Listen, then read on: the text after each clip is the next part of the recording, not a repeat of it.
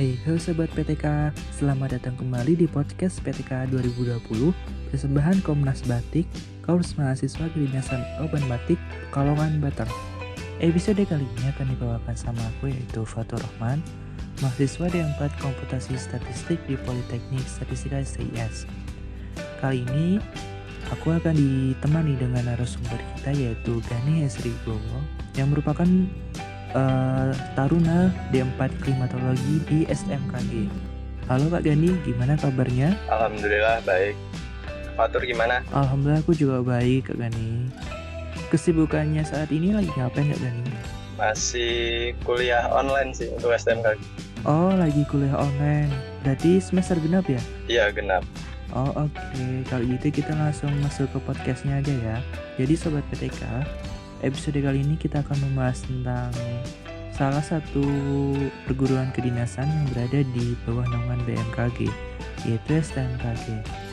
Nah, pertanyaan pertama nih buat Kak Gani, informasimu apa aja sih tentang STMKG? Jadi untuk STMKG atau Sekolah Tinggi Meteorologi, Klimatologi, dan Geofisika merupakan sekolah kedinasan di bawah Badan Meteorologi, Klimatologi, dan Geofisika. STMKG itu beralamat Jalan Perhubungan 1 nomor 5, Komplek Meteorologi Pondok Betung, Pondok Aren, Tangerang Selatan, Banten. Di STMKG sendiri memiliki 4 prodi, yaitu Meteorologi, Klimatologi, Geofisika, dan Instrumentasi. Semuanya memiliki jenjang D4, jadi masa kuliahnya di sini selama 4 tahun. Kemudian ketika lulus nanti menyandang gelar STR atau Sarjana Terapan. Oh gitu, berarti di STMKG ini masa pendidikannya selama 4 tahun semua. Nah, STMKG ini kan setahu saya nih Kak Gani ya, STMKG kan menerapkan pendidikan yang semi militer. Persyaratan khusus untuk tinggi badan itu ada nggak sih Kak? Ada Kak, kalau untuk tinggi badan untuk laki-laki yang pria minimal 163 cm, sementara untuk yang perempuan atau taruninya 155 cm. Kalau persyaratan dan ketentuan untuk para pendaftar ini apa aja ya Pak? Kalau persyaratannya secara umum itu pertama ada pria atau wanita, warga negara Indonesia tentunya, kemudian sehat jasmani rohani, tidak buta warna, kemudian berkacamata maksimal -2 dan tidak boleh silinder. Terus untuk umur minimal 16 tahun dan tidak boleh lebih dari 21 tahun pada tahun pendaftaran tersebut. Terus kemudian belum menikah dan bersedia tidak menikah selama masa pendidikan Kak. Kemudian bebas narkoba yang nanti dibuktikan pada saat tes kesehatan. Kemudian tidak sedang menjalankan ikatan dinas dengan instansi lain. Terus tadi tinggi badan udah ya. Terus yang selanjutnya bersedia bekerja di BMKG sesuai ketentuan yang berlaku sejak dinyatakan lulus pendidikan dan bersedia ditempatkan di seluruh wilayah negara Kesatuan Republik Indonesia. Terus kemudian untuk persyaratan akademik untuk lulusan SMA atau MA jurusan IPA. Jadi IPS nggak bisa Kak. Sementara kalau untuk SMK bisa untuk jurusan-jurusan tertentu aja seperti teknik elektronika, teknik mekatronika, jaringan akses, transmisi telekomunikasi, gitu Kak. Oh banyak juga ya persyaratannya. Kalau untuk tahapan tesnya di STMKG ini apa aja nih Kak? Dari mulai tahap mendaftar hingga akhirnya dinyatakan lolos sebagai taruna-taruni STMKG. Iya Kak, jadi untuk penentuan lokasi tes peserta itu ditentukan dari KTP provinsi peserta. Jadi untuk yang dari Pekalongan yang mayoritas memiliki KTP provinsi Jawa Tengah, tes tahap pertama seleksi kompetensi dasar dan tes tahap kedua seleksi kompetensi bidang dilaksanakan di Yogyakarta di kantor BKM Jogja Sleman. Tes SKD biasanya dilaksanakan selama beberapa hari tergantung dari banyaknya peserta. Dan setelah tes SKD selesai, semuanya besoknya langsung digelar tes SKB. Jadi untuk yang lolos SKD biasanya mereka nggak langsung pulang dulu. Nah untuk SKB sendiri hasilnya juga akan keluar pada hari itu. sama seperti tes SKD. Jadi setelah peserta keluar ruangan tes SKB, mereka akan melihat perankingan nilai dan di situ diketahui apakah nilai mereka masuk kota kesehatan atau enggak. Nah, setelah dinyatakan lolos SKB, selanjutnya masuk ke tahap ketiga, yaitu tes kesehatan. Untuk tes kesehatan sendiri dilakukan di Rumah Sakit Umum Daerah atau RSUD yang memiliki akreditasi minimal B. Jadi, nanti peserta akan dibagikan lampiran kertas pemeriksaan kesehatan yang nantinya akan ditandatangani oleh dokter yang menangani peserta. Untuk pemeriksaan itu meliputi riwayat penyakit, keadaan fisik peserta, seperti tinggi badan, berat badan, dan keadaan serta kelengkapan indera. Kemudian ada pemeriksaan laboratorium juga yang seperti darah, urin, tes narkoba, kemudian ada rongsen juga, dan ada rekam jantung. Kemudian hasil pemeriksaan tersebut dikirim ke panitia di Jakarta. Lalu sekitar beberapa minggu hasilnya akan diumumkan oleh pihak STMKG.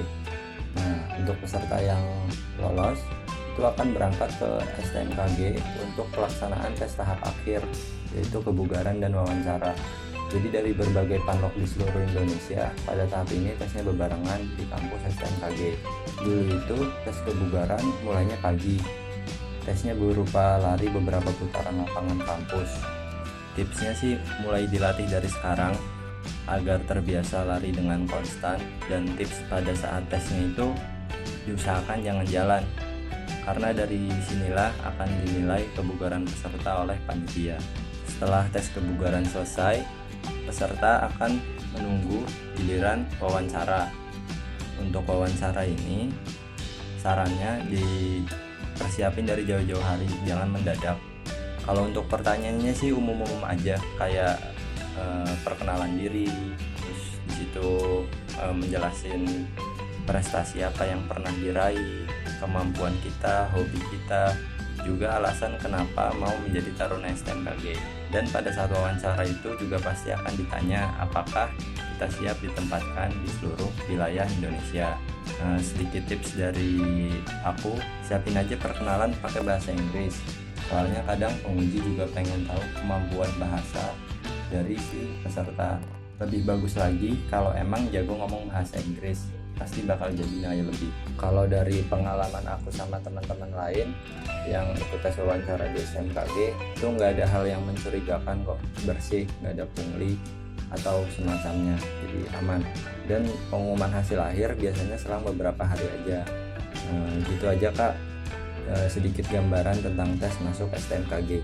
Kalau setelah menjadi taruna-taruni STMKG nih Kak, biaya hidup di sana itu gimana sih? Mahal-mahal nggak? Ya kalau untuk biaya hidup STMKG itu untuk saat ini kan belum asrama ya Kak. Jadi ya sama kayak anak kos lainnya lah. Biaya sewa kos di sana mulai dari ratusan ribu lah Kak, dari 450.000 sampai 1 jutaan pun ada, tergantung fasilitasnya sih Kak. Cuman kan kalau di STMKG itu yang sangat membantu tiap bulannya, iya setiap bulan kita dapat 600.000 Kak. Wah, jadi di STMKG ini ada tunjangan ikatan dinasnya loh sobat. Enak juga ya. Kalau STMKG ada kuota per daerah gitu nggak sih kan? Kalau untuk kuota daerah nggak ada sih Kak. Jadi biasanya untuk panlok yang kota-kota besar itu mendapat kuota daerah lebih banyak Kak. Apakah nanti setelah lulus dari STMKG, lulusan akan langsung ditempatkan di PMKG? Iya langsung ditempatkan di seluruh Indonesia Kak. Kalau sistem penempatannya itu bagaimana Pak?